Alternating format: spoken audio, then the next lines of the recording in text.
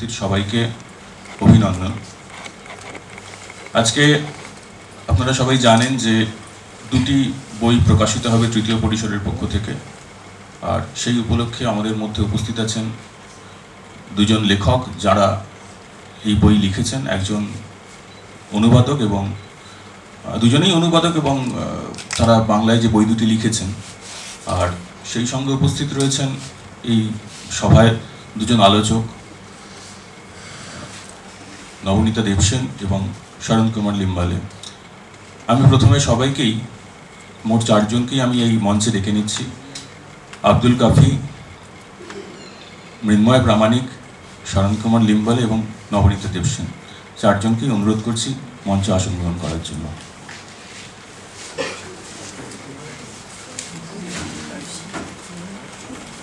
উপস্থিত অতিথিবৃন্দ এবং এই বইয়ের গ্রন্থকার যারা এখানে উপস্থিত রয়েছেন সবাইকে আমাদের শুভেচ্ছা। প্রথমে আমাদের এই অনুষ্ঠানে একটা উদ্বোধনী সঙ্গীত পরিবেশন করবেন আমাদের সকলেরই পরিচিত শ্রুতিকে আমি এখানে একটু আসতে অনুরোধ করছি। উপস্থিত সকলকে আমার নমস্কার, সবাইকে প্রণাম জানাই। একটি মীরাবাইয়ের ভজন গাইছি।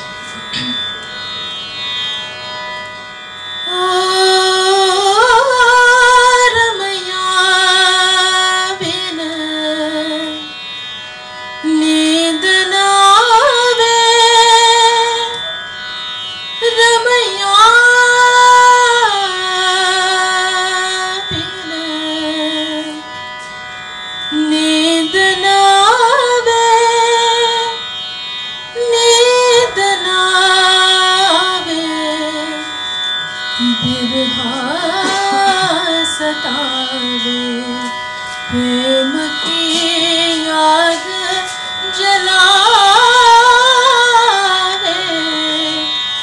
नींद नावे रमैया बिन, नींद नावे दादुर मोर पपीहा बोले, कोयल शब्द सुनावे,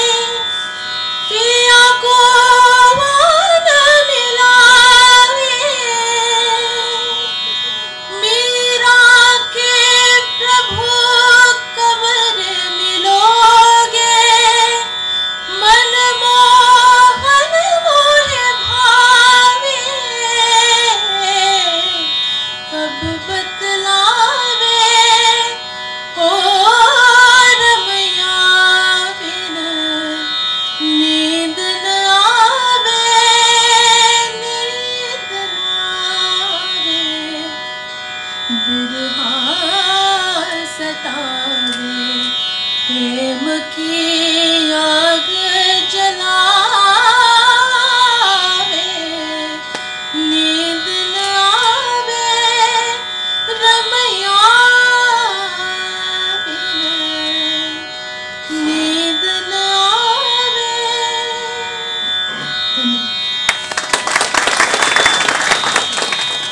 ধন্যবাদ শ্রুতিকে অসামান্য একটি সঙ্গীত পরিবেশন করার জন্য। গত 8ই ফেব্রুয়ারি আমাদের বাংলা কথা সাহিত্যের অন্যতম লেখক রাঘব বন্দ্যোপাধ্যায় প্রয়াত হয়েছেন। তৃতীয় পরিসরের পথ চলার সূত্রে প্রথম থেকেই রাঘবদা ছিলেন আমাদের সঙ্গে। তার এই প্রয়াণ আমাদের কাছে খুবই একটা দুঃখজনক ঘটনা। এই তার চলে যাওয়ার পরিপ্রেক্ষিতে তারপরে আমাদের একটা অনুষ্ঠান দিল্লিতে ছিল, সেটা একটা খুব ছোট পরিসরের মধ্যেই একটা আমাদের অনুষ্ঠান হয়েছিল। এরপর কলকাতায় তৃতীয় পরিসরের পরবর্তী একটা অনুষ্ঠান এখানেই প্রথম। সেই জন্য আমরা রাঘবদার প্রয়াণে 1 মিনিট নীরবতা পালন করার জন্য বলছি।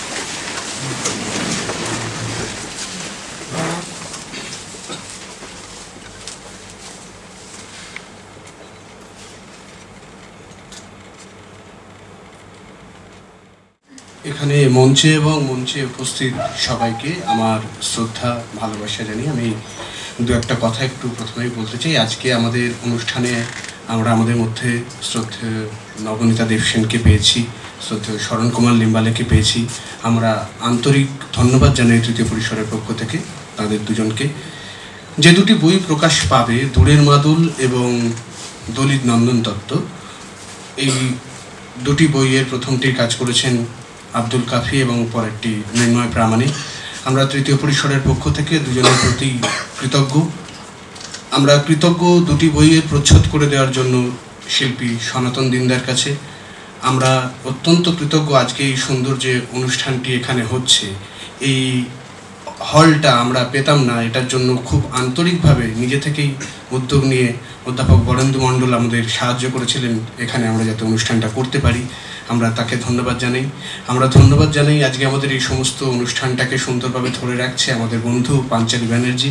পাঞ্চালী ব্যানার্জি আজকে ফটোগ্রাফির দায়িত্বে, ওকে আমরা ধন্যবাদ জানাই। এবং যারা আজকে এখানে এসেছেন আমাদের মধ্যে, তাদের প্রত্যেককে ধন্যবাদ জানাচ্ছি। তৃতীয় পরিসর 2015 সালের আগস্ট মাস থেকে পথ চলা শুরু করে। মূলত চারবাগ বলে আমরা একটি পত্রিকা বেশ কয়েক বছর হলো নিজেরা বন্ধুরা মিলে চালাই। চারবাগ করতে গিয়ে আমাদের কিছু অভিজ্ঞতা হয়েছিল যে একটা প্রকাশনার ক্ষেত্রেও বাংলা ভাষায় কিছু সমস্যা রয়েছে। নতুন সাহিত্য তৈরি করার ক্ষেত্রে বর্তমান যে বাংলা প্রকাশনার যে পরিবেশ, সেটা মোটেই স্বাস্থ্যকর নয় বলে আমাদের মনে হচ্ছিল। যে নতুন লেখা যারা লিখছেন তাদেরকে যদি নিজেদের বই নিজেদেরকেই প্রমোট করতে হয়, নিজেদেরকেই মানে একটা যেন বই প্রকাশ করাটা কোথাও বাংলা ভাষায় লেখকের দায় হয়ে দাঁড়াচ্ছিল। অবশ্যই একটা লেখকের দায় তো থাকেই নিজেকে প্রকাশ করার, কিন্তু এই ব্যাপারটা একটু আলাদা। মানে প্রকাশনার কোনো দায় যদি প্রকাশক না নেন, তাহলে বাংলা ভাষায় নতুন ভাবনা, নতুন সাহিত্য, প্রবন্ধ, কবিতা, গল্প যে কোনো এতেই কীভাবে এগিয়ে থাকবে, এখান থেকে আমরা প্রথমে তৃতীয় পরিসরের প্রয়োজনীয়তা একটু অন্যভাবে চলার উপলব্ধি করি। সেখান থেকে আমাদের যেটা ধারণা আমরা করেছিলাম যে যদি একইভাবে ব্যাপারটাকে আমরা চালাতে শুরু করি, তাহলে এই ধরনের সমস্যাগুলোর মধ্যে হয়তো আমরাও এসে পড়ব এবং ওই আরও একটি প্রকাশনার ব্যতিরেকে আমরা আর কিছু করে উঠতে পারবো না। সেখান থেকে আমরা ঠিক করি যে তৃতীয় পরিসর যে বইগুলোই করবে, সমস্ত বইয়ের সফট কপিকে আমরা তৃতীয় পরিসরের যে ওয়েবসাইট, সেখানে অনলাইনে ফ্রি ডাউনলোডেবল করে রাখবো, যাতে এই বইটিকে চাইলে যে কোনো কেউই পড়তে পারেন। পড়ার ক্ষেত্রে অন্তত যে সুবিধা আজকে প্রযুক্তি আমাদের দিচ্ছে, সেই সুবিধাটুকু আমরা যাতে বাংলা বইয়ের ক্ষেত্রে নিতে পারি, সেইটা আমরা নিই। আমার জানা নেই, নিশ্চয়ই অনেক জায়গায় কিন্তু নিজেদের বইকে পাইরেসি করা নয়, নিজেদের বইকে এরকম অনলাইন অ্যাভেলেবেল করে দেওয়ার যে ঘটনা, যেমন আমরা গত বইমেলা এবং মানে 2016 বইমেলা এবং 17 বইমেলায় যে কটি বই আমরা প্রকাশ করেছি, সব কটাকেই আমরা ইতিমধ্যেই আমাদের ওয়েবসাইটে অ্যাভেলেবেল করে রেখেছি। আপনারা যে কেউই চাইলে বইগুলোকে ডাউনলোড করে নিজেদের মধ্যে পড়তে পারেন, শেয়ার করতে পারেন। আজকে যে দুটি বই প্রকাশ পাবে, বইগুলো নিয়ে আমার কিছু বিশেষভাবে বলার নেই, কারণ বই যারা অনুবাদ করেছেন তারা আছেন এবং সর্বোপরি শ্রী লিম্বালে এবং শ্রীমতী দেবসেন রয়েছেন, তারা বলবেন। আমার যেটুকুনি বলার যে এই বইগুলোও কিন্তু আপনারা ওয়েবে পাবেন।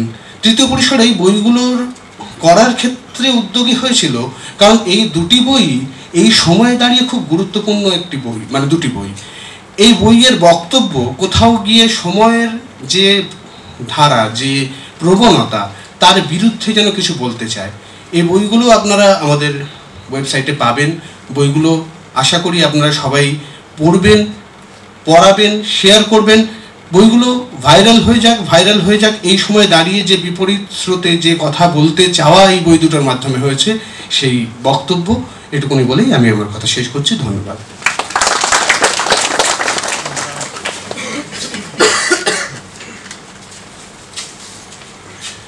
ধন্যবাদ সুদীপ্তকে। এবার আমাদের মূল অনুষ্ঠানের প্রথম পর্যায়টি শুরু হবে, অর্থাৎ বই প্রকাশ অনুষ্ঠান। বই প্রকাশের ক্ষেত্রে প্রথমে আমাদের যে বইটি প্রকাশিত হবে সেটা দূরের মাদল। আব্দুল কাফি এর তর্জমা এবং সংকলন করেছেন। তা এই সম্পাদনা, সংকলন এবং তর্জমা যিনি করেছেন আব্দুল কাফি, তিনি উপস্থিত রয়েছেন। তাকে আমরা এই প্রকাশের ক্ষেত্রে ডেকে নেব। বইটির আনুষ্ঠানিক উদ্বোধন করবেন নবনীতা দেবসেন।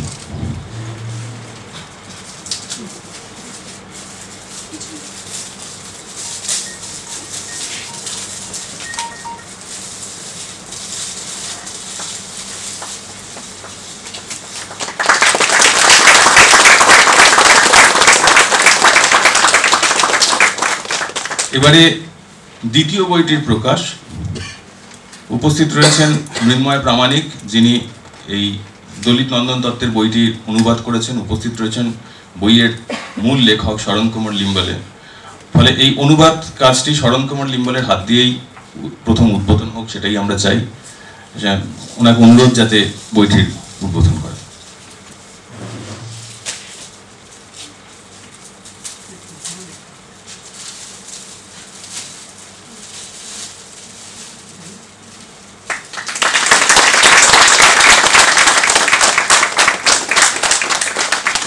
আজকে আমাদের বিশেষ অতিথি হিসেবে দুজনকে আমরা পেয়েছি, নবনীতা দেবসেন এবং শরণ কুমার লিম্বালে। আমরা এই দুই বিশেষ অতিথিকে আমাদের সামান্য কিছু উপহার তাদের হাতে তুলে দিতে চাই। আমি উপহার তুলে দেওয়ার জন্য নবীনাকে একটু ডেকে নিচ্ছি।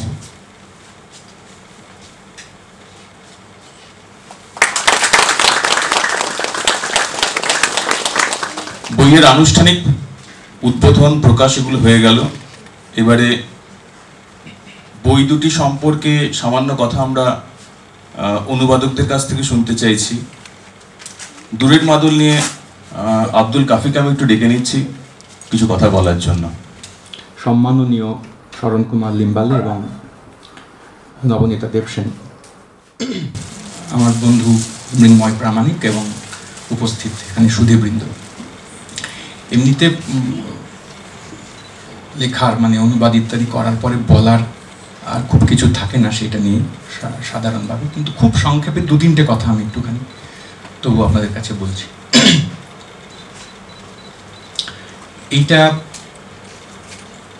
এই বইটা যখন এলো ফাইনালি শেষ পর্যন্ত, তখন যে পরিবেশ পরিস্থিতি সেটা যখন এই ছোট ছোট অনুবাদের কাজ শুরু হয়েছিল তখন ছিল না। তখন পরিকল্পনাও ছিল না এরকম বই কখনো হতে পারে। এমনি খানিকটা আহ্লাদে মাঝে মাঝে একটা দুটো করে অনুবাদ করার কাজ শুরু হয়েছিল অনেক কাল আগে। ক্লাসে বৈষ্ণব পদাবলীর কিছু কিছু অংশ পড়াতে গিয়ে ভারতীয় ভক্তি সাহিত্য, ভক্তি আন্দোলন এসব সম্পর্কে খানিকটা জানা বোঝা শুরু করার সূত্রে একটা দুটো করে অনুবাদের কাজ শুরু হয়। তারপর বাড়তে বাড়তে সংখ্যা একটু একটু জমে। গত কয়েক মাস, মূলত 8-10 মাস হয়তো হবে, একটু বেশি পরিমাণে বেশি সংখ্যায় অনুবাদের কাজ হয়।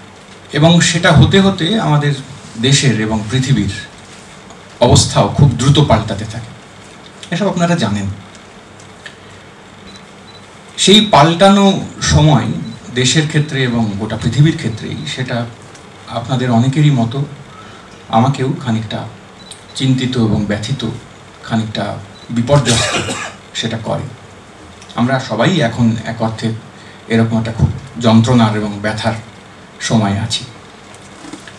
দেশের পরিপ্রেক্ষিত, রাজ্যের পরিপ্রেক্ষিত, গোটা পৃথিবীর পরিপ্রেক্ষিত সব মাথায় রাখি। তো সেই সময়ে হঠাৎ কথা বলতে বলতে আচমকাই এই তৃতীয় পরিসরের বন্ধুরা তারা একটা প্রস্তাব দেন যে এই অনুবাদগুলো যদি একসঙ্গে একটা বই আকারে প্রকাশ করা যায়। তার মাঝখানে ফেসবুক ইত্যাদির মধ্যে দিয়ে একটা দুটো করে অনুবাদ কেউ কেউ দেখেছেন, উৎসাহ দিয়েছেন। তারপর বই, খুব তাড়াহুড়োর মধ্যেই সেটা করা। আমার ছাত্র প্রীতঙ্কর, প্রায় ছাত্র, হতে পারত ছাত্র, সুদীপ্ত এবং আরও ওদের বন্ধুরা, তারা খুবই প্রায়শই তাগাদা দিয়ে, এবং প্রতি তাগাদাতেই খুব যেটা আশ্চর্য ঘটনা সেটা আপনারা সবাই বোধহয় বুঝবেন, যে তাগাদা যখন কাউকে দিতে হয়, যিনি তাগাদা দেন তার বিরক্তি থাকাটাই স্বাভাবিক, কিন্তু কি এক আশ্চর্য উপায়ে তৃতীয় পরিসরের বন্ধুরা তাগাদা দেওয়ার সময় বিরক্তিটাকে গোপন রাখতে পারতেন এবং খুব হাসি মুখে তাগাদা দিতেন। তো হাসি মুখে তাগাদার ক্ষেত্রে সেটা খুব জোরদার সমস্যা তৈরি করে। খুব বিরক্ত হয়ে যখন লোকে তাগাদা দেয় তখন সেটাকে আচ্ছা ঠিক আছে, আচ্ছা দেখছি কত বিরক্ত হতে পারে দেখি, এরকম একটা ব্যাপার করা যায় বটে। কিন্তু যারা হাসি মুখে তাগাদা দেয় সেটা খুবই শক্তিশালী তাগাদা। ফলে শেষ পর্যন্ত সেসব অনেক তাগাদার ধাক্কাই বই আকারে এটা এলো। কিন্তু আমি অন্য একটা কথা বলতে চাইছি, এটাই সামান্য একটা কথা। ভারতের ভক্তি সাহিত্যের বা ভারতের বাইরের সুফি আন্দোলনের, সুফি ধর্মচর্চার, সুফি দৃষ্টিভঙ্গির, দর্শনের যে বিপুল একটা ক্ষেত্র আছে, তাদের মধ্যে মিল অমিল, সম্পর্ক, তথাকথিত প্রভাব ইত্যাদি এসব নিয়ে অনেক গুরুত্বপূর্ণ গবেষণা হয়েছে, ভবিষ্যতেও আরও হবে। কিন্তু বাংলা ভাষায় বাংলা সাহিত্য চর্চা করতে গিয়ে যারা এই সমস্ত বইপত্র নিয়ে বা এই সমস্ত আন্দোলন নিয়ে কাজ করেছেন, অনেক গুরুত্বপূর্ণ বই লেখা হয়েছে। কিন্তু নবনীতাদির অনেক কাল আগে, বছর 30 আগে লেখা একটি অনুবাদ করা একটি ছোট বই শতেক বচন, আপনারা সবাই হয়তো পড়েছেন, দেখেছেন। সম্প্রতি সেটার আবার আর একটা সংস্করণ হয়েছে। সেই বইটির মতো আরেকটি বই, যেখানে ভারতের ভক্তি সাহিত্যের একেবারে সাধারণ মানুষের, একটু পিছিয়ে পড়া মানুষের, ছোট জাত কোটানকোট, ছোট জাতের মানুষের গান, তাদের একরকম করে প্রতিবাদ, একরকম করে বিকল্প বেঁচে থাকার কথা, আর একরকম ধর্মচর্চা, সেইটের খুব বড় মাপের কোনো সংকলন বা বড় মাপের কোনো চেহারা, পূর্ণাঙ্গ কোনো চেহারা বাংলায় সত্যি সত্যি হয়ে ওঠেনি।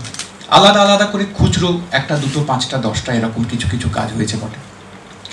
একটা দুটো অনুবাদ করতে করতে যখন এই দিকে খানিকটা নজর গেল যে যদি গোটা ভারতের বড় একটা প্রান্তের এইরকম বিশেষ সাহিত্যের একটা চালচিত্র তৈরি করা যায়, সেটা করতে গিয়ে অদ্ভুত একটা কথা মাথায় এলো, ভাবনা এলো, যে আমরা তো অনেক সময় বলি বাংলা ভাষা নিয়ে যারা চর্চা করি, সাহিত্য নিয়ে চর্চা করি, আমাদের মতো আমরা খুবই উন্নত, আমাদের মতো এত উন্নত সাহিত্য ভারতবর্ষে আর কোথাও নেই, পৃথিবীতেই বা কটা আছে। সেসব ঠিকই, খুবই খুবই গুরুত্বপূর্ণ কথা, কোনো সন্দেহ নেই। কিন্তু দুজন লোককে যদি কার্যত বাংলা সাহিত্যের ইতিহাস থেকে বাদ দিয়ে দেওয়া যায় কোনো এক বিশেষ উপায়ে, ম্যাজিকে, চৈতন্যদেব আর রবীন্দ্রনাথ, তাহলে বাংলা ভাষার যে চেহারাটা পড়ে থাকে ভারতবর্ষের অনেকগুলো গুরুত্বপূর্ণ ভাষার সাহিত্য তার চাইতে অনেক গুণ এগিয়ে থাকার কথা। তামিল কিংবা কন্নড় কিংবা মালায়ালাম, এমনকি কাশ্মীরি ভাষায়, প্রাচীন কাশ্মীরি ভাষায় যে সমস্ত কাজ হয়েছে 12, 13, 14 শতক নাগাদ, বাংলা ভাষা তখনও পর্যন্ত তার ধারে কাছে পৌঁছানোর কথা ভাবেনি। পরে অনেক রকম অনেকগুলো লাভ হয়েছে, অনেকগুলো বিরাট উল্লম্ফন যাকে বলে হয়েছে, এবং বাংলা ভাষা নিশ্চিতভাবে ভারতের প্রথম সারির গুরুত্বপূর্ণ ভাষা সাহিত্যের মর্যাদা অর্জন করেছে, কোনো সন্দেহ নেই। আর এই সময় দাঁড়িয়ে বিশেষ করে ওই যে কথাগুলো বারবার বলছিলাম, পৃথিবীতে যেরকম ভয়ঙ্কর হিংসা আর ভয়ঙ্কর আক্রমণ, ক্রোধ ইত্যাদি এই মুহূর্তে চলছে, যার অনেকখানি অসঙ্গত, সঙ্গত ক্রোধ আর অসঙ্গত ক্রোধের মধ্যে নিশ্চিত খানিক তফাৎ আছে। কিন্তু এই অসঙ্গত ক্রোধ এবং হিংসার যে প্রচণ্ড দাপট আমাদের চারপাশে আমরা এখন দেখতে পাচ্ছি, সেই সময় দাঁড়িয়ে অনেক কাল আগে খুব মৃদু স্বরে, খুব হইচই না করে, খুব চিৎকার না করে, খানিকটা নিবেদনের কথা, খানিকটা নিজেকে ফুরিয়ে তোলার কথা, ফুরিয়ে তোলাই বলছি আমি, ফুরিয়ে তোলার কথা, নিজকে ফুরিয়ে তোলার কথা। এটা ভারতবর্ষের নানা প্রান্তের মানুষ পরস্পরকে না জেনে, পরস্পর সম্পর্কে খানিক ধারণা না রেখেও করতে পেরেছিলেন, করেছিলেন, নিরন্তর করে চলেছিলেন, বহুদিন ধরে করে চলেছিলেন। এইটা একটা খুবই শ্লাঘার ব্যাপার আমাদের এই ভূখণ্ডের মানুষ হিসেবে। আর ভারতের ঠিক গা লাগোয়া আফগানিস্তান যাকে আমরা এখন বলি, কিংবা পারস্য যাকে বলি, আরব যাকে বলি, সেই ভূখণ্ডেও একেবারেই না চিনে ষষ্ঠ শতক, সপ্তম শতক ভারতবর্ষের এক প্রান্তের একজন লেখক, কবি, সাধারণ মানুষ, তিনি গান বাজছেন। একই সময় কয়েক হাজার মাইল দূরে আর একজন মানুষ, তিনিও সেরকম একইভাবে নিজকে ফুরিয়ে তোলার কথা চেষ্টা করছেন, কাজ তার লেখায়, তার চিন্তায়, ভাবনায় চেষ্টা করছেন। খুবই চমকপ্রদ একটা ঘটনা, পরস্পরকে একেবারে কমপ্লিটলি কিছুই না জেনে বুঝে। তো এই গোটাটা মিলিয়ে যদি একটা খুব বিনীত একটা প্রস্তাব শেষ পর্যন্ত রাখা যায় যে এই ছিল, এই চর্চা হয়েছে 1000-1500 বছর ধরে, কালবুর্গি কিংবা পানসারে কিংবা আরো নাম না জানা অন্য মানুষজন। এই কদিন আগে ফারুক খুন হয়ে গেলেন কেবল নিরীশ্বরবাদী হওয়ার অপরাধেই হয়তো। কিংবা আমাদের লাগোয়া আর একটা ছোট দেশ, আমাদের ভারতবর্ষের লাগোয়া বাংলাদেশ, সেখানেও একের পর এক মানুষ, ইসলামী সন্ত্রাসবাদী যারা, তাদের হাতে খুন হচ্ছেন, প্রায়ই খুন হচ্ছেন। কিছু খবর পাচ্ছি, কিছু খবর পাচ্ছি না। তো তাদের এই উচ্চকিত অস্ত্রের যে প্রলাপ, তার সামনে যদি উল্টো পক্ষে খুব বিনীতভাবে, মৃদুভাবে, নম্রভাবে খানিকটা একটা বিকল্প প্রস্তাব রাখা যায়, মনে করিয়ে দেওয়া যায় যে এটা ছিল, এভাবেও হতো, এভাবেও হয়, এভাবেও দেখা সম্ভব, তাহলে কি খুব কিছু হবে? বই প্রকাশ হলো ঠিকই, খুব কিছু যে হবে তা আমি খুব বিশ্বাস করি তা নয়। কবিতা লিখে কিছু হবে না শেষ পর্যন্ত। কবিতা লিখে একটাও মৃত্যু ঠেকানো যাবে না, কবিতা লিখে একটুও সন্ত্রাস কমানো যাবে তা আমি মনে করি না। যারা করছেন, যারা অস্ত্র হাতে তুলে নিচ্ছেন এভাবে, অন্য ধর্ম, অন্য স্বর, অন্য মত, তাকে একেবারে কুচলে দেওয়ার চেষ্টা করছেন, তাদের কাছে এই কবিতা পৌঁছবে না, নিশ্চিত পৌঁছবে না। কিন্তু যারা এখনো পর্যন্ত তা করেননি, যারা এই প্রচণ্ড আঘাত দেখার পরেও যতটা শিউরে ওঠার কথা ততটা শিউরে উঠছেন না, এই প্রচণ্ড রক্তপাত যাদেরকে এখনো পর্যন্ত স্পর্শ করছে না, যারা এখনো এই ভয়ঙ্কর সমস্ত উচ্চকিত, চিৎকৃত প্রলাপ দেখেও পাশ কাটিয়ে নিজের কাজে চলে যেতে পারছেন, তাদের কারো কারো কিছু হতে পারে। তারা নতুন করে আক্রান্ত না হওয়ার ক্ষেত্রে এই রকম কবিতা, এই রকম ভাবনা, এগুলো এখনো পর্যন্ত খানিকটা সহায়ক হতে পারে। এইটা কার্যত এই অনুবাদ শেষ পর্যন্ত বই আকারে সামনে আনার একটা পরোক্ষ কারণ। আপনারা নিশ্চয়ই এই বই পড়বেন, কিনে পড়বেন, না কিনেও পড়তে পারেন, যেমন বলেছেন সুদীপ্ত, পড়লেই হবে, অন্যকে বলবেন ভারতবর্ষে এসব হতো, এরকম করে ভাবা যেত, এরকম করেও গান গাওয়া যেত, এরকম করেও এই সমস্ত লোকেরা, নাম না জানা, অনেকেরই নাম আমরা হয়তো জানি না, তারা গাইতেন, লিখতেন, ভাবতেন, উন্মত্ত হয়ে ছুটে বেড়াতেন, তাদের কথা আরেকবার যদি স্মরণ করা যায়। আবার বলছি যে মৃত্যু তাতে খুব কমবে বলে আমি মনে করি না। মৃত্যু কমানোর পন্থা আলাদা, সে রাস্তায় নেমেই শেষ পর্যন্ত রুখতে হবে, রাস্তায় নেমেই রুখতে হবে, প্রতিরোধ করতে হবে। কিন্তু যাতে করে নতুন সংক্রমণ না হয়, যাতে করে ভেতর থেকে আর এক রকম জোর পাওয়া যায়, এটি সব নয়, এটা বলা যায়, তার জন্য একটু কবিতা প্রতিষেধকের কাজ যদি করে, সেটি আমার বলার। আপনারা সবাই ভালো থাকবেন, কবিতা পড়বেন, ভক্তির কবিতা পড়বেন। ভক্ত না হয়েও ভক্তির কবিতা পড়া যায়, প্রেমের কবিতা পড়া যায়। ভক্তি আর প্রেমের মাঝখানে খুব বেশি তফাৎ নেই। ঈশ্বর বিশ্বাসী না হয়েও ভক্তির কবিতা আস্বাদ করতে অসুবিধে হওয়ার কথা নয়। ভালো থাকবেন।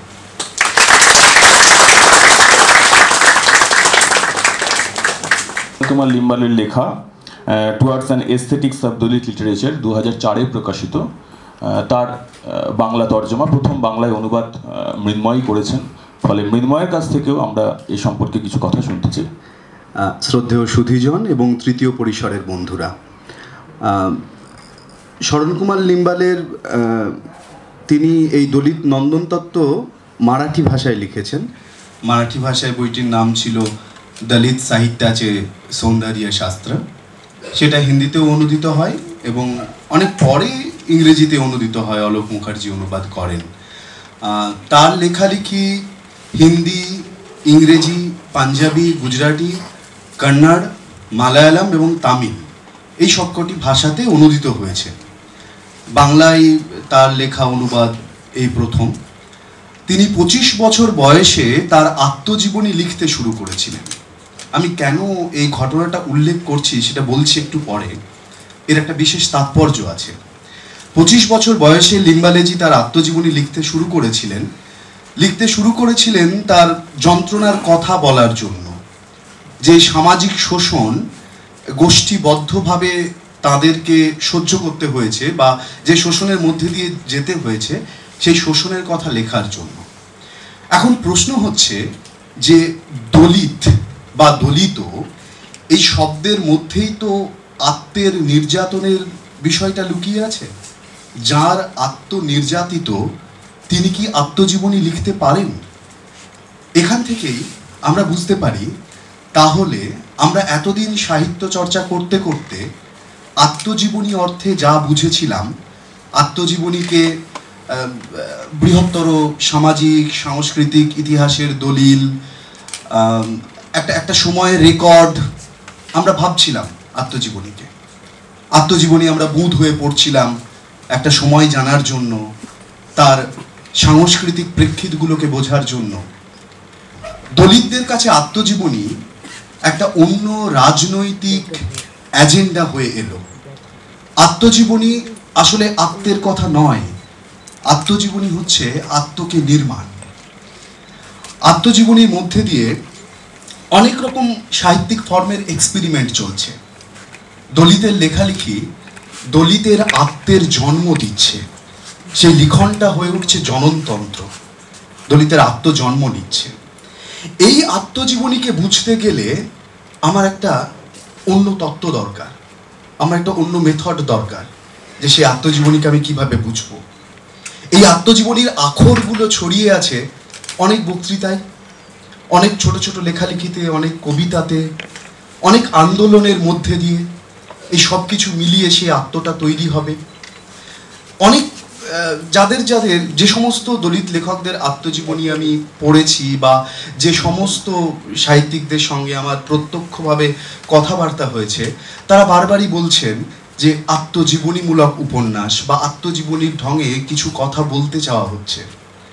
আত্মজীবনী তাদের শোষণ এবং তাদের এই নির্যাতিত হওয়ার বৃহৎ প্রেক্ষিতকে ধরছে।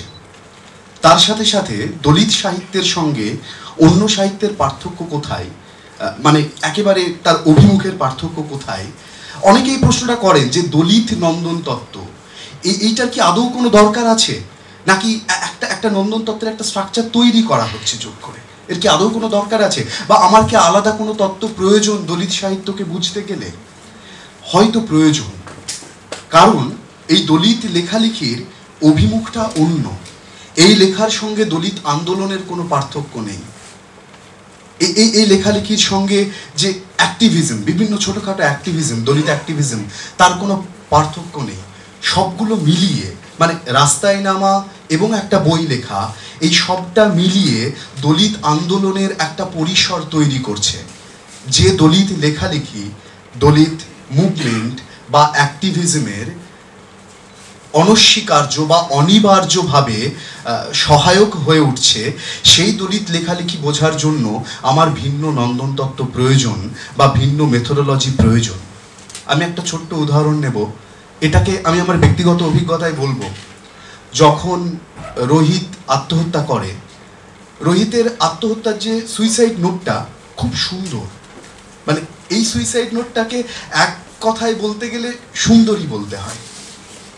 কিন্তু আমরা যারা রোহিত সম্বন্ধে জানি, যারা খবরের কাগজ, টিভি এবং নানা মাধ্যমে রোহিতের সম্বন্ধে জেনেছি, আমরা জানি যে সেই সুন্দর জন্ম নিচ্ছে কি অন্তঃসলীলা যন্ত্রণা থেকে।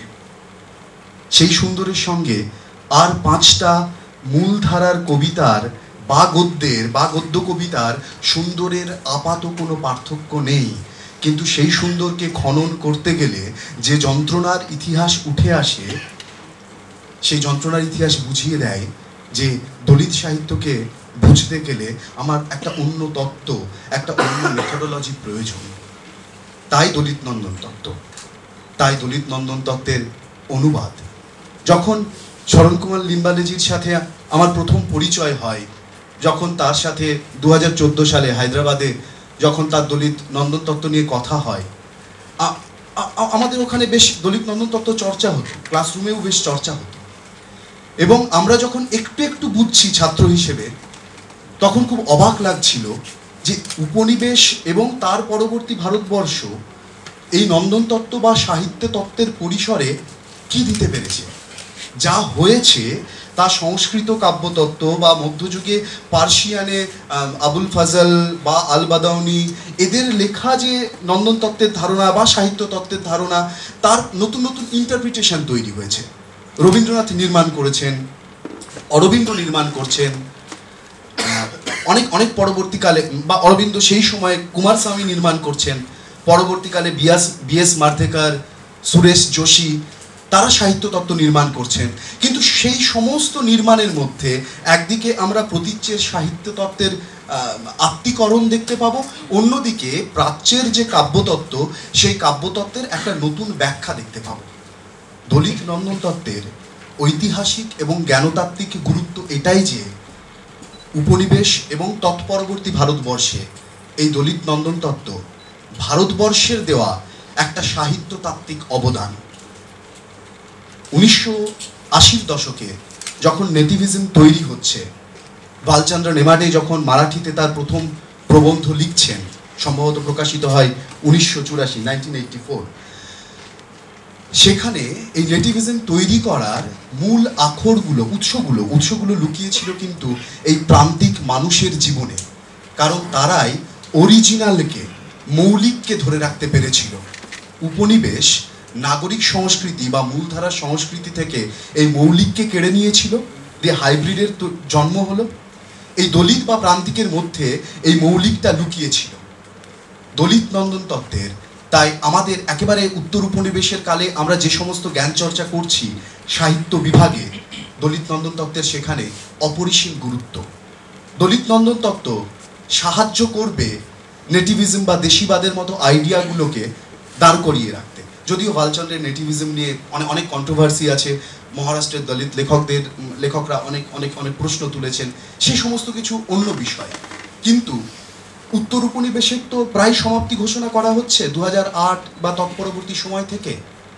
সেই সময় দাঁড়িয়ে বারবার বলা হচ্ছে যে উত্তর উপনিবেশে আর কি রইল, উপনিবেশের টেক্সটগুলোকেই তো বারবার রেফার করা হচ্ছে, সেই রেফারেন্স দিয়েই তো উত্তর উপনিবেশের তত্ত্বগুলোকে নির্মাণ করা হচ্ছে। অনেক তাত্ত্বিকরা বলছেন যে এবার আমাদের ফিরতে হবে সেই ছোট আন্দোলন, ইতিহাসের ক্ষুদ্র ক্ষুদ্র কণ্ঠস্বর, সেই ছোট ছোট হারিয়ে যাওয়া বা হারিয়ে যেতে বসা লেখালেখিগুলোর দিকে, যেখান থেকে আমাদের উপনিবেশের বিকল্প তৈরি হবে, ঔপনিবেশিক জ্ঞান চর্চার বিকল্প তৈরি হবে। দলিত নন্দন তত্ত্ব সেই বিকল্পের সন্ধান দেয়। এবার অনুবাদ প্রসঙ্গে কয়েকটা কথা। দলিত নন্দন তত্ত্বের অনুবাদ আমি করি হিন্দি অনুবাদ থেকে। হিন্দি এবং মারাঠি তো খুব কাছাকাছি, শুধু হিন্দি মারাঠি বলে নয়, এই উত্তর ভারতের এই ভাষাগুলো, নব্য আর্য ভাষাগুলো, সেগুলো পরস্পরের খুব কাছাকাছি। তৎসম শব্দের ব্যাপক প্রয়োগ রয়েছে। আমরা দেখতে পাবো প্রাকৃত থেকে একই ধারায় বিবর্তিত হয়ে প্রচুর শব্দ মারাঠি, হিন্দি এবং বাংলাতে আসছে। সেই জন্য হিন্দি থেকে অনুবাদ করাটা আমার পক্ষে অনেক বেশি সহজ হয়েছে। প্রথমে সেটা বুঝতে পারিনি, তাই ইংরেজি থেকেই শুরু করেছিলাম। তারপরে যখন আমাদের হায়দ্রাবাদে ওরিয়েন্ট ব্ল্যাক সোয়ানের মেন অফিস, ওদের সাথে যখন কথা বললাম, তখন ইংরেজিটার কপিরাইট পাওয়া গেল না। লিম্বালেজি খুব সাহায্য করেছেন, ওনার সাথে কথা বলেছি, উনি তখন বললেন তুমি হিন্দি থেকেই করো। হিন্দি থেকে যখন করতে শুরু করলাম, তখন আমি বুঝতে পারলাম যে হিন্দি থেকে করাটাই তো সব থেকে সহজ এবং যথোপযুক্ত। কারণ হিন্দি, বাংলা, মারাঠি তিনটেরই ভাষাতাত্ত্বিক নৈকট্য আছে। অনেক শব্দের অর্থ এক, অনেক শব্দ একই শব্দ অথচ ভিন্ন অর্থে প্রযুক্ত হচ্ছে এই তিনটে ভাষাতে। যাই হোক, সেসব মিলে সুবিধা হয়েছে। অনুবাদটা প্রায় শেষ করে ফেলেছি। একটা অসুবিধা তখন বুঝতে পারলাম, ছবি দেখতে যেমন দূরত্ব লাগে, পুরো অনুবাদটাকে যখন আর কদিন পর দেখতে গেলাম তখন বুঝতে পারলাম হিন্দি ভাষার গঠন আমার বাংলাকে অনেকটাই গ্রাস করে ফেলেছে। আমি খুব স্বাধীনতা নিয়েছিলাম, খুব আনন্দে ছিলাম যে হিন্দি থেকে করছি, অতএব আমি একেবারে মূলকে পৌঁছে দিচ্ছি বাঙালি পাঠকের কাছে। এইটা করতে গিয়ে বুঝতে পারলাম হিন্দি আমাকে গ্রাস করে ফেলেছে অনেকটা। আবার সেই ম্যানুস্ক্রিপ্ট পাল্টাতে হলো, তারপরে আবার পাল্টাতে হলো। সুদীপ্ত দা, অভিষেক দা আজকে এখানে নেই, অভিষেক সরকার, তারা খুবই সাহায্য করেছেন আমাকে। এবং তখন আমি একটা জিনিস অনুধাবন করলাম যে ভারতীয় অনুবাদের এইটা একটা বড় সমস্যা। অধ্যাপক বিশ্বনাথ রায় তিনি একটা অসমীয়া অনুবাদ পড়তে পড়তে এই কথাটা বলেছিলেন আমাকে। তারপরে এটা আমি নিজে অনুধাবন করলাম যে একটা ভারতীয় ভাষা থেকে আরেকটা ভাষায় অনুবাদ করতে যাওয়ার এইটা একটা বড় সমস্যা, যে একটা ভারতীয় ভাষা আরেকটা ভারতীয় ভাষাকে গিলে নিতে পারে, যেহেতু তারা এত কাছাকাছি, বারবার হিন্দি কথা বলবে সেই বাংলার মধ্যে দিয়ে। তারপর সেটা অনেকটাই কাটিয়ে ওঠার চেষ্টা করেছি, তারপর এই অনুবাদ।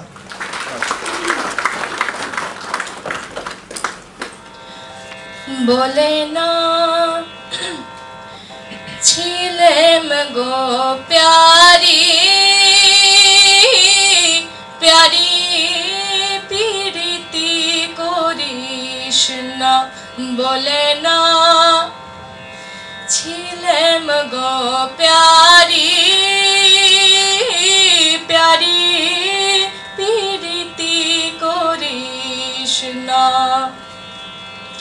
কত না বুঝাইয়েছিলেন শুনেও তো শুনলে না, কত না বুঝাইয়েছিলেন শুনেও তো শুনলে না। এখন নয়নের জল হলো সম্বল,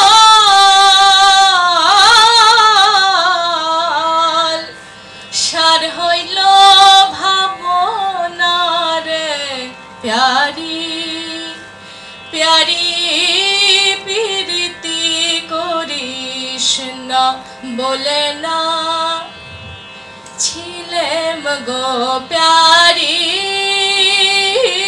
প্যারি প্রীতি করিস না।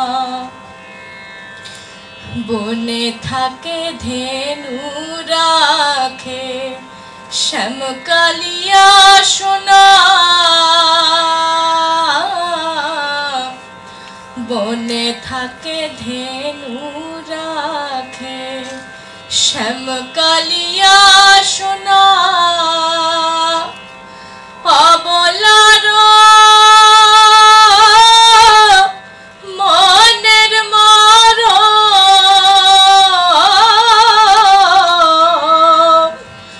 রাখালে বোঝে না রে প্যারি প্যারি প্রীতি করিস না, বলে না ছিলেম গো প্যারি প্যারি প্রীতি করিস না। শরৎ বলে প্রেম করিলে সইতে হয় যাতনা, শরৎ বলে প্রেম করিলে সইতে হয় যাতনা, তাই বলিয়া প্রেম না কইরা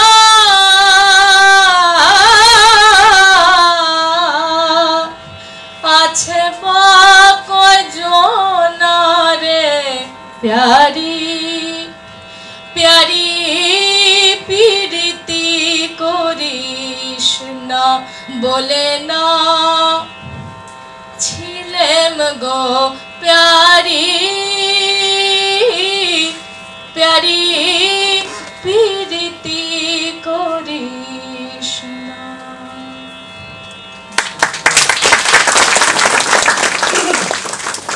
এবার আবার আমাদের আলোচনায় আমরা প্রবেশ করব। শরণ কুমার লিম্বালে আমাদের মধ্যে উপস্থিত রয়েছেন। উনি এখন আমাদের দলিত নন্দন তত্ত্ব সম্পর্কে তার ভাবনা চিন্তার কথা কিছু আমাদের বলবেন।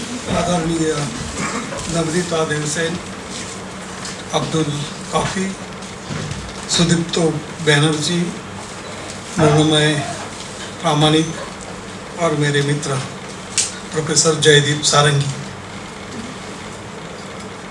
मैं सबसे पहले मृण्मय प्रामाणिक को बधाई देता हूँ और उनका अभिनंदन करता हूँ कि उन्होंने मेरी किताब बांग्ला में अनुदित की और ये उनकी पहली किताब है। आगे वो बहुत किताबें लिखे, अनुदित करें और उनके लिटरेरी करियर के लिए भी मैं शुभेच्छा देता हूँ। दूसरी बात कि जो पब्लिशर है सुदीप्तो बैनर्जी, उन्होंने एक किताब बहुत अच्छी निकाली है। मैं उनको धन्यवाद देना चाहता हूँ कि वो कागज़, बाइंडिंग, कवर, ये बहुत मुझे अच्छा लगा और बांग्ला की ये मेरी पहली किताब है और मुझे आनंद हुआ, इसलिए मैं सुदीप्तो बैनर्जी इनको धन्यवाद देना चाहूँगा।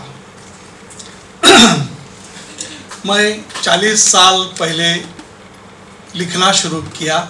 मैं सुबह सुबह मैं जयदीप जी सारंगी के साथ बात करता था कि आज कितने साल हो गए, तो उन्होंने मुझे पूछा कि अपनी पहली किताब कब प्रकाशित हो गई। मेरी पहली किताब 1982, 35 साल पहले मेरी पहली किताब प्रकाशित हुई।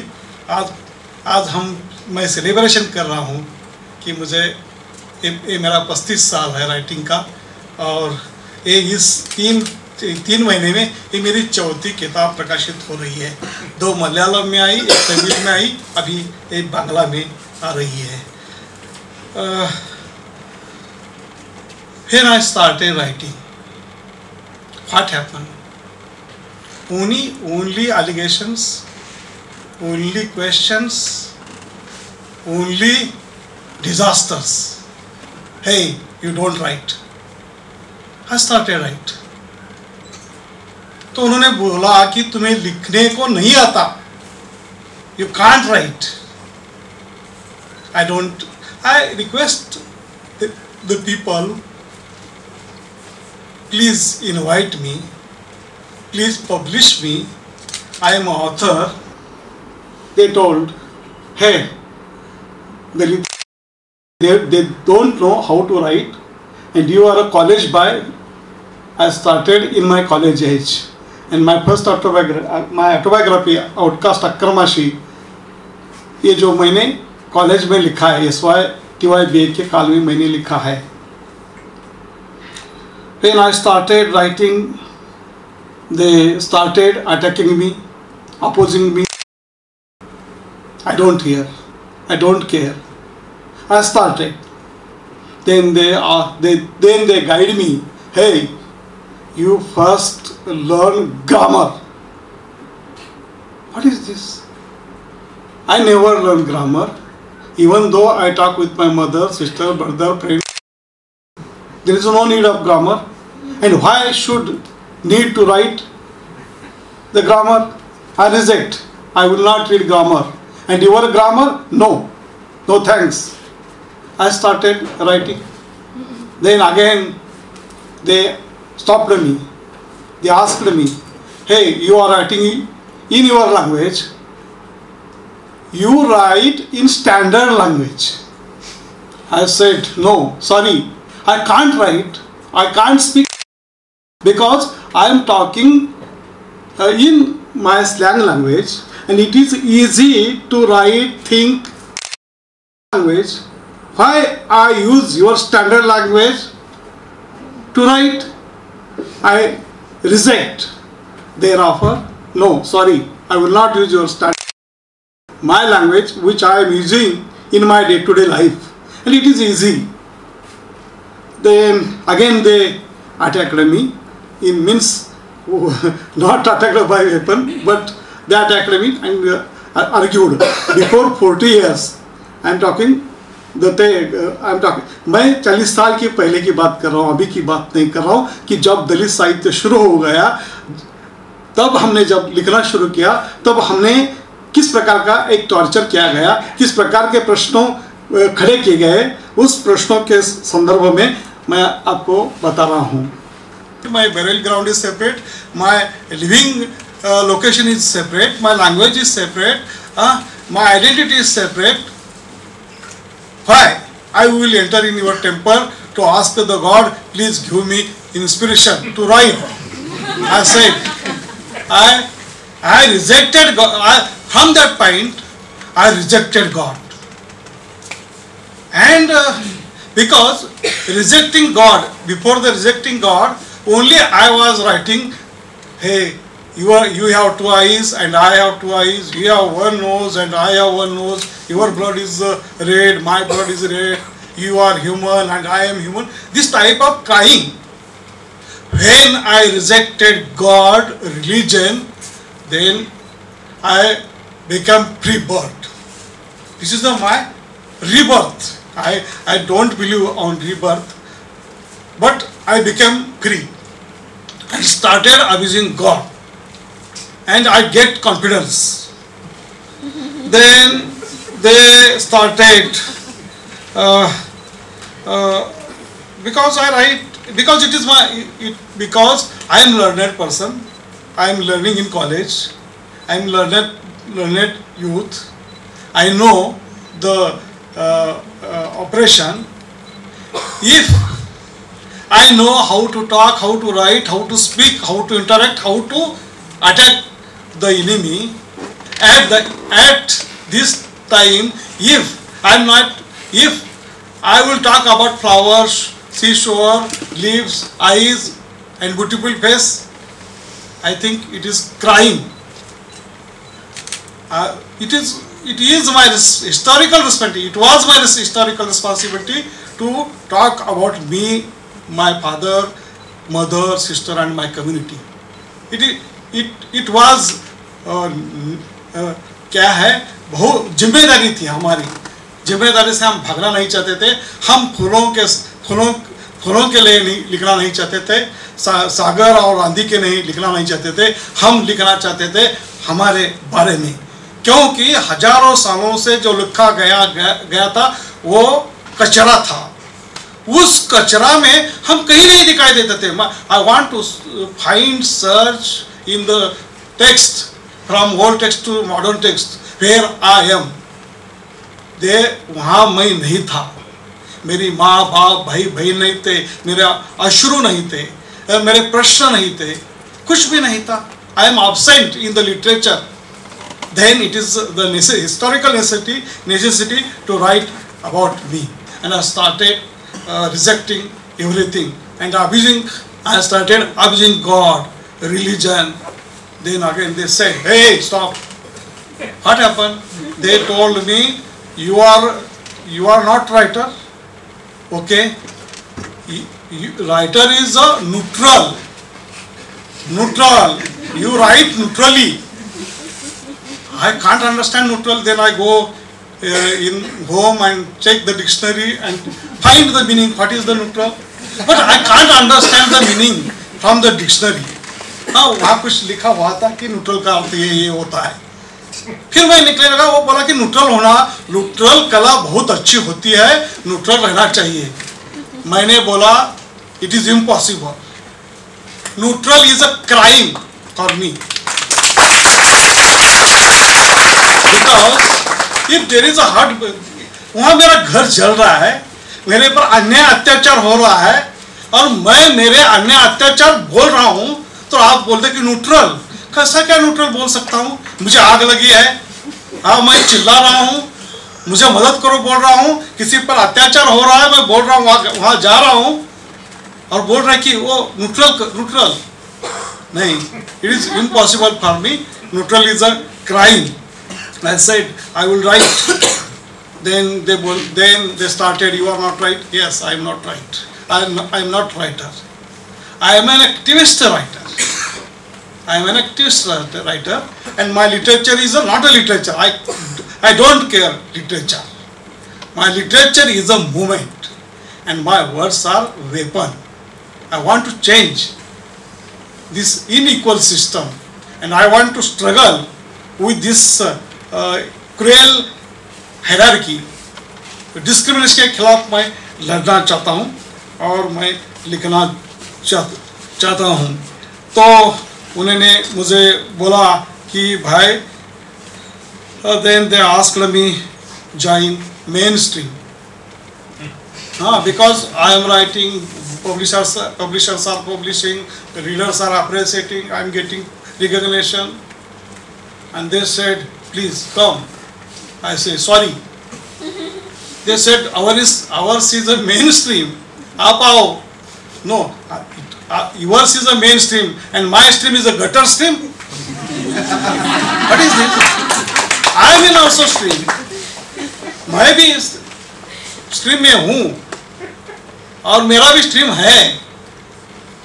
तो उन्होंने बोला मुझे कि आप बगावत कर रहे हैं।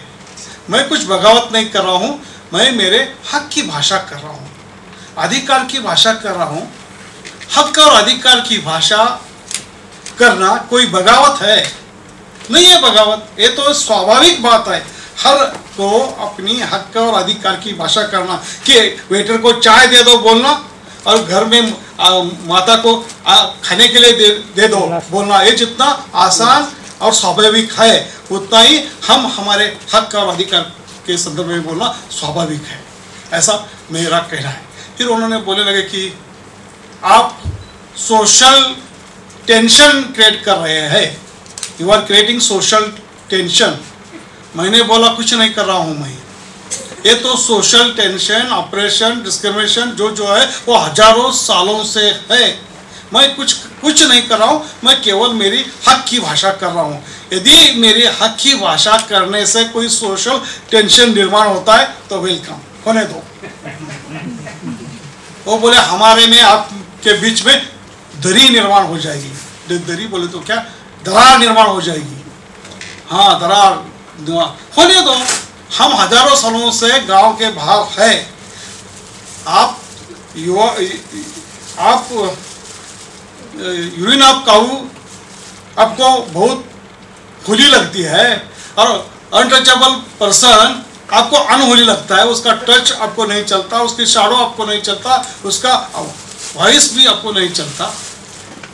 इस देश में केवल एक देश नहीं, हिंदुस्तान में एक देश नहीं है, इस देश में दो देश है, एक इंडिया है, दूसरा अनटचेबल इंडिया है। और उस अनटचेबल इंडिया के दुख और दर्द प्रश्न हम आपके सामने रखते हैं। और सोशल न्यूसेंस यदि निर्माण होगा तो हम होने दो, हम चाहते हैं सोशल न्यूसेंस निर्माण हो। और सोशल जब टेंशन निर्माण होगा तब ही परिवर्तन और प्रबोधन की चर्चा शुरू होती है। इजी लाइफ में प्रबोधन शुरू नहीं होता। जब अनरेस्टनेस है, जब सोशल टेंशन है, तब हम बोलने लगते हैं, सोचने लगते हैं और इकट्ठे आने लगते हैं। और मुझे लगा कि ऐसा होना चाहिए। फिर उन्होंने बोला कि आप ट्रेडिशन को ठुकरा रहे हो। हम ठुकराएंगे। मुझे पहला तो लगा कि ट्रेडिशन हजारों सालों से बनती है, और ऐसे पवित्र ट्रेडिशन को हम ठुकराना नहीं चाहिए, क्योंकि हजारों सालों से ये संस्कृति बनी है, परंपरा बनी है, और हमारी परंपरा है, हमारी संस्कृति है। तो मैंने बोला कि नहीं, आपकी संस्कृति, आपकी परंपरा मेरी नहीं हो सकती, क्योंकि मैं अस्पृश्य हूँ, अछूत हूँ, आपसे अलग हूँ, कैसे क्या हो सकती है, और आप मुझ पर कैसे थोप सकते हो। ये तानाशाही है आपकी संस्कृति मुझ पर थोपना, ये तानाशाही है आपकी परंपरा मुझ पर थोपना। मैं मेरी परंपरा ढूंढ लूँगा। और हमने बोला कि हमारी परंपरा है, बुद्ध है, चार्वाक है, कबीर है, फुले है, अम्बेडकर है, यह हमारी परंपरा है। और परंपरा नहीं कैसी, ये परंपरा नहीं है, केवल आपकी ही परंपरा है और बाकी की कुछ परंपरा ही नहीं है क्या? परंपरा है। हमने बोला कि देयर इज अ परंपरा है, और अभी तो मैं कितना बोलूँ, बंद कर देता हूँ क्योंकि मैडम का भी सुना है। तो मैंने लिखा, अभी तक मैंने मराठी में 44 बुक्स लिखे हैं और अभी ट्रांसलेशन आ रहा है। और मेरा एक सपना था कि भारत के हर भाषा में मेरे 5-5, 4-4 किताबें हैं, मगर बांग्ला में एक भी किताब नहीं था। मैं जहाँ जहाँ जाता था, जहाँ जहाँ सेमिनार में जाता तो बांग्ला में आना चाहिए। मैं बोलता बांग्ला में आना चाहिए, ठीक है आना चाहिए, क्यों आना चाहिए? वो लोग बोलते कि बांग्ला में आना चाहिए, किसी के तो बोलो करो, बांग्ला में छापो। मैं बोला मैं कुछ नहीं करूँगा, उनकी जब ज़रूरत होगी, नेसेसिटी होगी तब देखेंगे। मैं प्रामाणिक मुझे हैदराबाद यूनिवर्सिटी में मिले, हमारी बातें हुई और उन्होंने कहा कि मैं इसको ट्रांसलेट करूँगा। मैं भूल गया था, उन्होंने ट्रांसलेट किया, किताब की फेसबुक पर पोस्ट किया, तब मैंने देखा अरे इन्होंने बहुत अच्छा काम किया है। मैं दिल से मैं को बधाई देता हूँ। चाहे तो मेरी और भी किताबें आप करिए, और सुदीप्त बैनर्जी को भी मैं बोलता हूँ कि चाहे तो मेरी सब किताबें प्रकाशित करें, मुझे कोई रॉयल्टी नहीं चाहिए। यह एक मूवमेंट है और इससे जुड़ना चाहिए और सब तरफ लेके जाना चाहिए। अरे मैं चाहता हूँ कि रविंद्रनाथ टैगोर, शरद चंद्र चट्टोपाध्याय, महाश्वेता देवी जैसे महान लेखक इस भाषा में हुए हैं और उसमें हम आना चाहिए। और हम आने के बाद थोड़ा भूचाल होगा कि ये लिम्बाले ने क्या लिखा है, ऐसा क्यों लिखा है, और उनको भी बोलेंगे कि क्यों लिम्बाले का किताब तू ट्रांसलेट किया, और सुदीप्त को भी बोलेंगे क्यों उसको पब्लिश किया। ये नहीं करना चाहिए, क्योंकि जाति की भाषा यहाँ आने नहीं देंगे आप, ऐसा भी होता है। जाति और वर्ग दोनों के खिलाफ लड़ना हमारा बुनियादी अधिकार है और हम लड़ेंगे।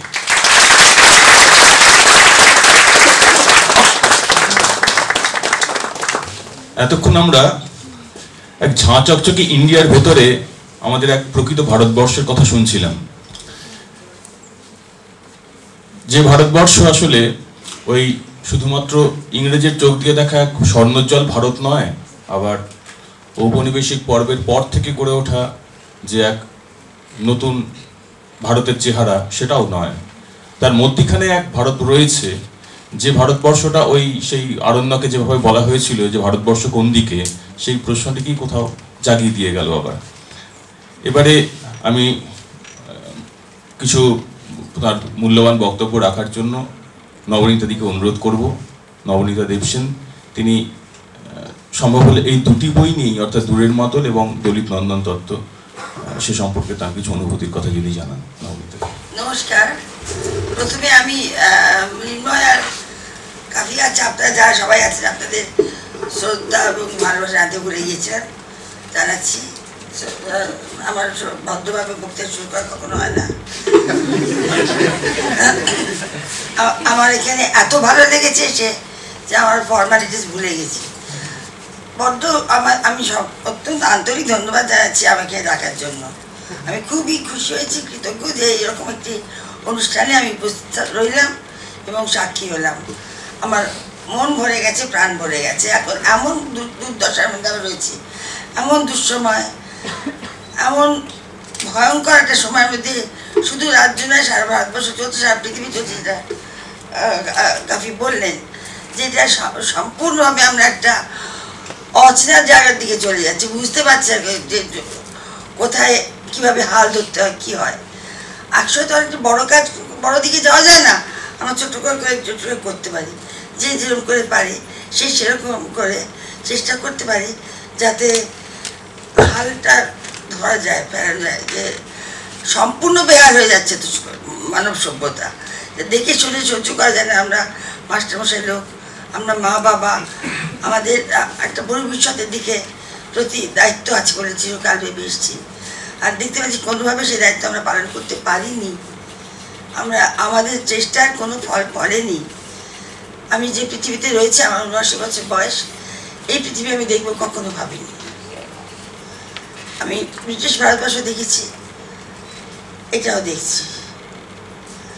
আমার মন ক্রমশ বিষণ্ণ, এবং যেটা আগে ছিল না, এখন প্রচণ্ড ভয় আমার মনে এসছে যে আমি কোন পৃথিবী, কোন অসভ্য পৃথিবীর মধ্যে চলে এসেছি। সভ্যতা বলে শব্দটা ছিল, তার তো আর কোনো মানে নেই। আজকে আমার এই জন্য এত ভালো লাগছে যে পরপর তিনটে মানুষ, তিনজন মানুষ খুব সুন্দর করে আমাকে আমার মনের কথাগুলো বললেন। আমার এত ভালো লেগেছে। আমাদের সবার বয়সে এত তফাৎ, অভিজ্ঞতা এত তফাৎ, অনুভূতির কোনো তফাৎ নেই। আমাদের অনুভূতির কোনো তফাৎ নেই, উদ্বেগের কোনো তফাৎ নেই, দুশ্চিন্তার কোনো তফাৎ নেই, ভালোবাসার কোনো তফাৎ নেই। এবং আমার খুব ভালো লাগছে যে এটাই যদি ভবিষ্যতের চিহ্ন হয়, তো এত ভয় পাওয়ার তো কিছু নেই, এত দুঃখ করার তো কিছু নেই। এটা মাথা রয়েছে, এটাই মানে আমরা যেটা করিনি, পারিনি, এটা তো পারছে। একটু একটু করে তো লোক, একটু একটু তো হবে, একসঙ্গে তো অনেকটা হবে না। কি সুন্দর তিনটে বক্তৃতা শুনলাম। আমার বক্তৃতা দিতে একদম ভালো লাগে না, শুনতে ভালো লাগে। ছোটবেলায় শুনতে ভালো লাগতো না, এখন শেষ হবে। এখন শুনতে ভালো লাগে, কথা বলতে ভালো লাগে না। কিন্তু এত আমাকে যেই হলে বলেছে, নির্মা বলছে আপনি একটা বক্তৃতা দেবেন, আমি বাবা আমি তাহলে যাবো না। সত্যি বলেছি ওকে যে আমি যাবো না, তাহলে কেন আমার আগে বক্তৃতা দিতে হবে।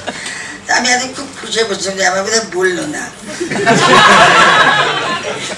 কিন্তু অতটা কপাল ভালো করে আসি। আমার যে বলতে ভালো লাগছে, খুব আনন্দ হচ্ছে যে এত সুন্দর দুটো গান কি শুনলাম, কি অসাধারণ গান গাইলে দুটি বাচ্চা মেয়ে। তোমাদের খুব ভালো, তোমাদের মন থেকে বলছি তোমাদের খুব ভালো। আর এত সুন্দর সুন্দর কবিতা, কি ভালো কবিতা আমি পড়েছি। এই দূরের মাদল পড়ে মন একদম ভরে গিয়েছে। আমি তো এখন আপনার বইটা পড়িনি, আমার সৌভাগ্য হয়নি, কিন্তু আমি পড়বো, পাইনি বইটা এখন। আশা করি দেবে, নইলে আমি ইয়েতে পড়তে যাবো, ইন্টারনেটে পড়তে পারবো। না আপনাদের কেনা উচিত, দেবে মানে ফ্রি দিও না, পয়সা নিয়ে দিও, একটা পয়সা বিক্রি হোক, তাই না? কিন্তু ফ্রি নেওয়া উচিত নয়। না এইটা নয় ফ্রি নিয়ে নিলাম, কিন্তু ওটা ফ্রি নেবো না। আমার সত্যি ওর কথাগুলো শুনে, উনি যেগুলো বললেন, যে কথাগুলো বলছেন, সেগুলো আমি সকলেই জানা, সেগুলো আমরা নিজেরা জানি। তো ওর মুখ থেকে শোনা আলাদা জিনিস। আমি একটা সই বলে একটা সংস্থা করি, সেখানে 2013 আমরা একটা সর্বভারতীয় লেখিকা সম্মেলন করেছিলাম। সেখানে আমরা একটা অ্যাওয়ার্ড দিয়েছিলাম, শহীদ সম্মান বলে। সেই অ্যাওয়ার্ড দুজনকে দিয়েছিলাম। যে দুটো ভারতের কথা হলো, আমি বলছিলাম যে দুটো ভারতবর্ষ আছে, একটা ভারতবর্ষ ইন্ডিয়া, একটা ভারতবর্ষ ভারত। তো আমাদের দুটো পুরস্কার দিয়েছিলাম, একটা শশী দেশপান্ডেকে, একটা উর্মিলা পাওয়ার, দলিত লেখিকা, পালাচ্ছি লেখিকা উর্মিলা পাওয়ারকে তো জানেন। তো ওকে একটা দিয়েছিলাম পুরস্কার, একই পুরস্কার দুজন। তো উর্মিলা পাওয়ার বলছেন তিনি কখনো জীবনে 1 লাখ টাকা দেখেননি, ছোঁয়া দূরের কথা, কোনোদিন ভাবেননি যে ওর এবং 1 লাখ টাকার একটা সংযোগ হতে পারে। এই কথা উনি মুচিয়ে বলেছিলেন সবার মধ্যে। মানে আমাদের এত লজ্জা করেছিল যে বলবার কথাটা, খুব লজ্জা করেছিল। তিনি লিখছেন, প্রকাশকরা হচ্ছে, বই বিক্রি হচ্ছে, তিনি কথাটা এটার কাছে কল্পনার বাইরে কেন হলো। যাই হোক, আমি কাফিকে বলছি যে ওর লেখাটা, ওর বইটাতে যে একটা সবাইকে জড়িয়ে ধরে, দুটো পৃথিবীকে জড়িয়ে ধরে বুকের মধ্যে আনার চেষ্টা হচ্ছে, বাংলা ভাষার বুকের মধ্যে। এটা আমার খুব ভালো লেগেছে। অনুবাদগুলো অসম্ভব ভালো, খুবই ভালো। আমার তো হিংসেই হয়ে যাচ্ছিল, খুব সুন্দর অনুবাদ। আর একসঙ্গে এইভাবে ভারতবর্ষের সঙ্গে পশ্চিমকে, ইরাকে নিয়ে আসা, এটা তো আগে আমি দেখিনি, আলাদা আলাদা করে আছে। কিন্তু আমরা যে এক পৃথিবীর মানুষ, সেইটা মনে পড়িয়ে দেওয়া, যে আলাদা না। আমরা রুমির কথা ভাবছি, আমরা আল্লামা প্রভুর কথা ভাবছি, আমরা একসাথে ভাবতে পারছি না। তার মধ্যে মীরার কথা ভাবছি, মানে ও মীরা গান্ধীর শুরুটা কিন্তু একটা থিম সেট করে দিয়েছিল, সে খুব ভালো হয়েছিল। আমাদের এখানে এসে আমার এখানে আজকে তোমার ডেকেছে বলে আমি খুব কৃতজ্ঞ। আমার নিজের মতো মনের মতো লোক এতগুলি সামনে বসে আছে, ভাবতে ভালো লাগছে। যে সবসময় বিশ্বাস হয় না, তুমি সবাই যাবে, তুমি জানো না যে লোকগুলো তোমার লোক না তোমার লোক নয়। তোমার একটা কবিতা আছে, সেটা পড়তে চাই, এর মধ্যে আছে একটা কবিতা আছে না, খালি আমার লোক, এই আমার লোক আমার লোক নয়, একটা কবিতা আছে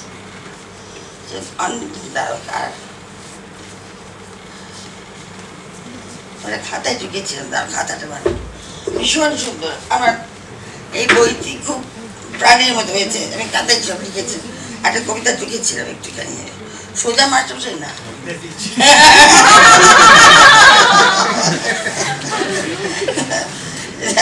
খুবই ভালো লেগেছে। এই যে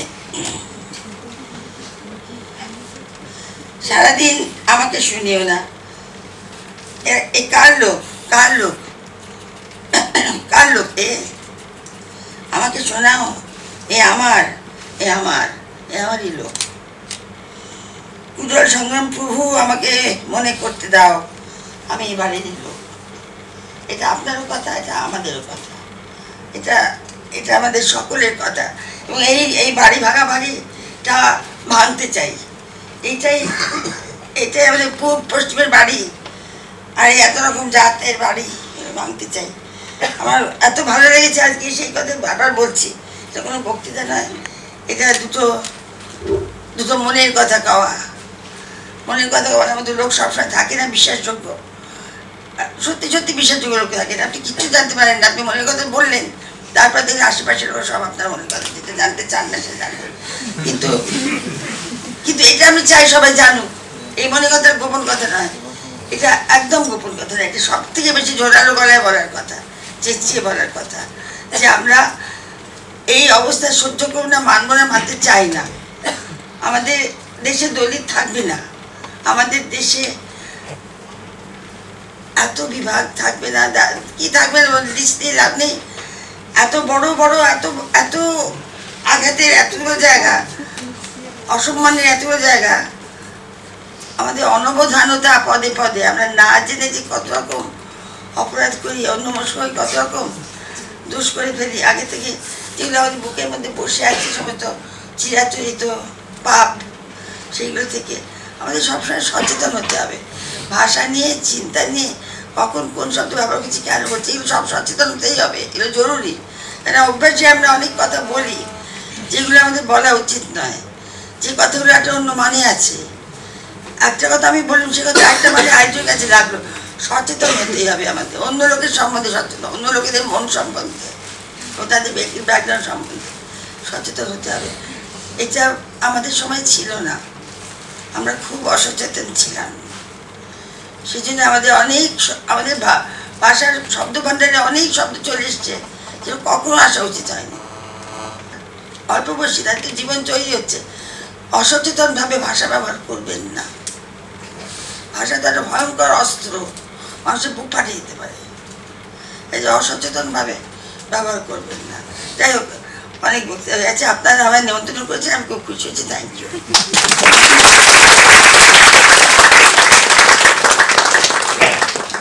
আলোচকদের ধন্যবাদ আজকে আমাদের মধ্যে উপস্থিত হওয়ার জন্য। আমাদের এখানে যারা রয়েছেন প্রত্যেকেই ধন্যবাদ। অনুষ্ঠান শেষ করছি। বই কিনুন বা না কিনুন, বইগুলো পড়ুন এবং আরও আপনাদের পরিচিতদের মধ্যে পড়ার সবাইকে একটু সুযোগ করে দিন, বইগুলো জানান, শেয়ার করুন, এটা বলেই আজকে অনুষ্ঠান শেষ করলাম।